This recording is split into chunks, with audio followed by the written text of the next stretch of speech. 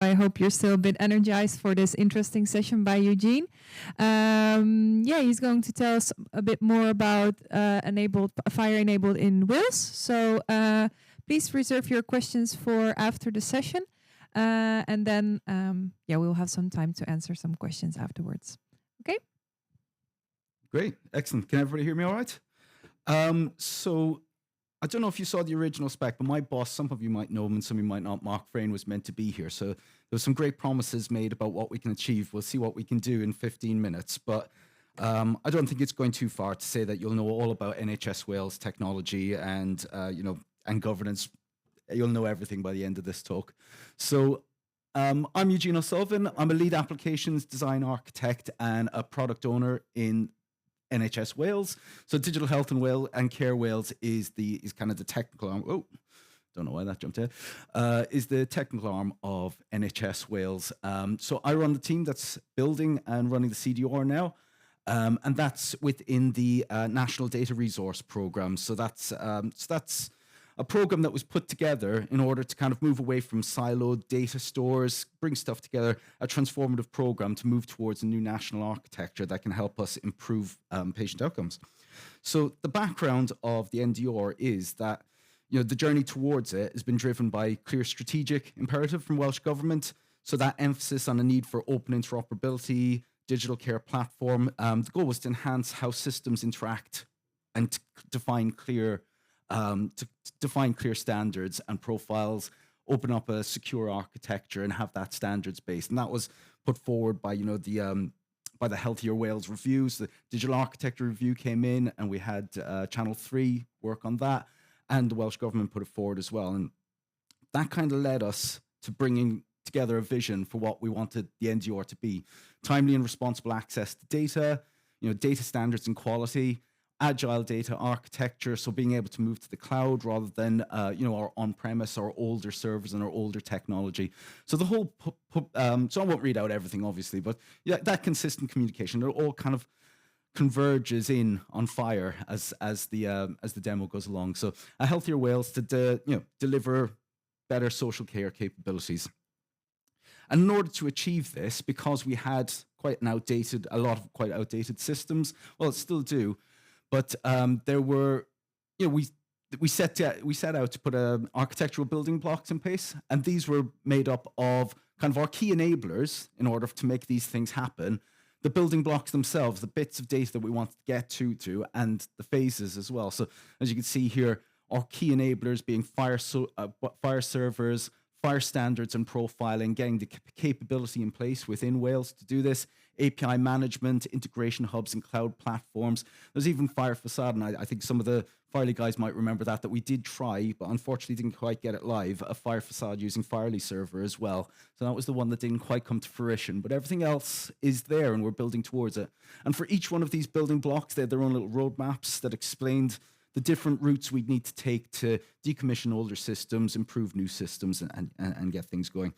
So bringing it back to FHIR and Firely, one of the key things we started off with was interoperability standards. So before we had the platform in place, we started looking at those initial standards. The use of simplifier, so from the time we started building our Wales FHIR IG. So that's built on UK Core. And I know we've got Jade here today from our FHIR Standards team who works very closely with UK Core and everyone else.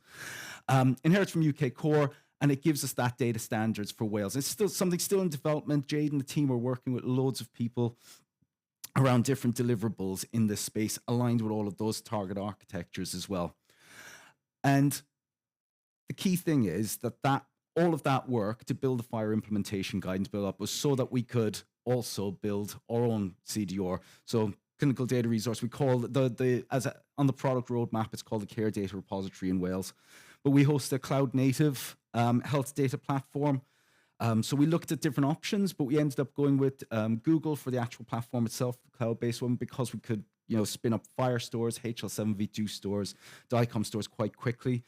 And we could have that joined up data, that interoperability via API standards and messaging and all the other good stuff that we get with it. And the whole view here was to create a kind of a shared national source of truth. So it wasn't that it was trying to be all things to all men, but if it's the patient record, we try and keep the patient record together. So, applications may still have their bespoke database; they may have different things to do with it. We're not trying to build everything off that care data repository, but the patient record is in a good place. Like I said, as we got the FHIR standards in place first, and I think the FHIR standards at version 2.2 now, Jade, isn't it? So we're doing quite well on that. All of that's aligned with our technical stores. So we're already using that as something that we check with our suppliers as they're looking to work with us. We work with other teams internally as well to build up these standards, ensure that they're put into the CDR before we onboard them into the store and get them working against it. So the thing about the CDR for us is it's not just a store. It's not just a FHIR store. It's a full platform with various capabilities. We worked with infrastructure, security, service management, various others to build up a whole platform that was, well formed for monitoring, alerting, orchestration of batch jobs, orchestration of messaging and whatnot as well. So we wanted to make sure that we had, the capacity for all the different types of scenarios that we knew were coming up in NHS Wales. And I mean, these are some of the scenarios that we're talking about. So we've built, depending on the data source and how we're bringing it in, we obviously have to backload lots of demographic data from years of being in our other MPI systems, batch loading demographics, batch loading large levels of reference data. We do have our old messaging hub as well. So FHIR we're using in-house. We get all of our HL7 messages through from our PAS systems or Welsh clinical portals, these places. So we get all of our HL7 messages through. But we're also allowing people to work where you're a trusted supplier. We can get you to work with our RESTful APIs. So people are using, we've got that now, gone live just this week. Growth chart recordings for people as well. And FHIR messaging bundles too. So obviously we were talking earlier about proms. That's going to be one of the first use cases. We'll be pre-processing those messages via our kind of integration hub and our data lake approach to bringing all these in. And one of the selling points for using Google in this instance for what we wanted to do with FHIR was BigQuery and how quickly we could stream through to it. So using PubSub and BigQuery, if anybody's used that before, we're able to stream data through to our analytics platform. So anytime there's a change to any of the data, whether it's an appointment or whatnot, we're able to bring this data through straight away. It's available in tabular form using it's like I said, it's there in an end app. It's tabular form with records and views and everything. It's all transformed into Data Standards Wales FHIR already. And of course, the benefits of that is we've got a real-time stream of data going into our analytics hub, and we're starting to look now at kind of visualizations, analytics, exporting subsets of data.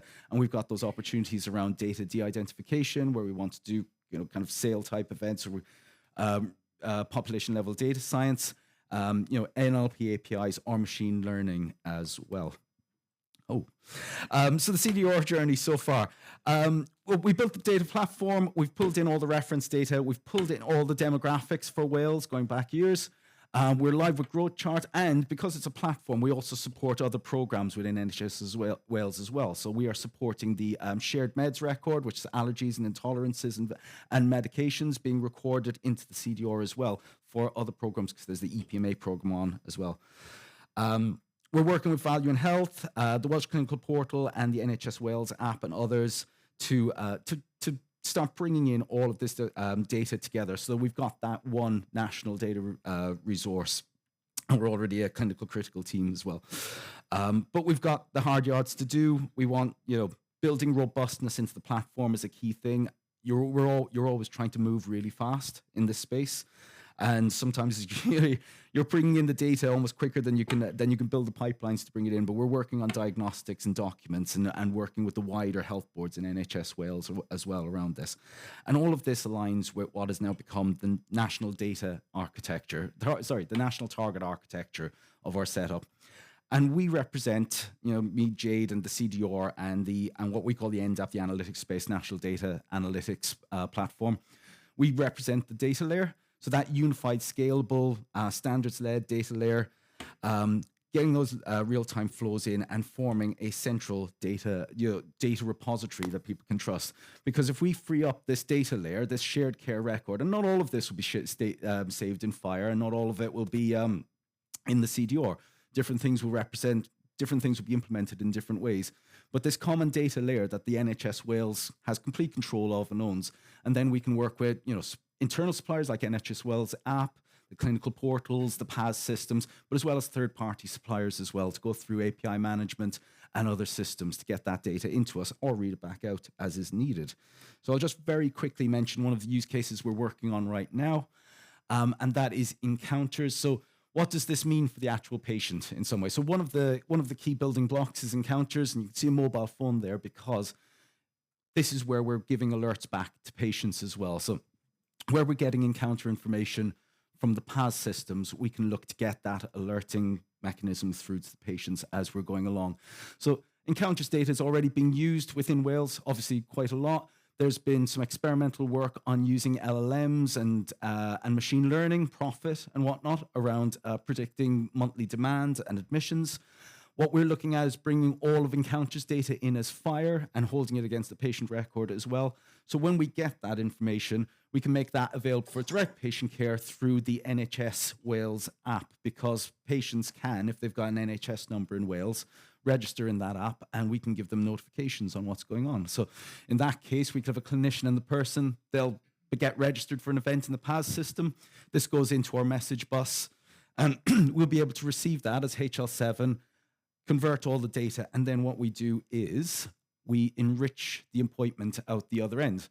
So when a new appointment or service request comes to us in FHIR, well, it's originally come to us in HL7, it's come to us in FHIR, we've converted it and saved it into the CDR.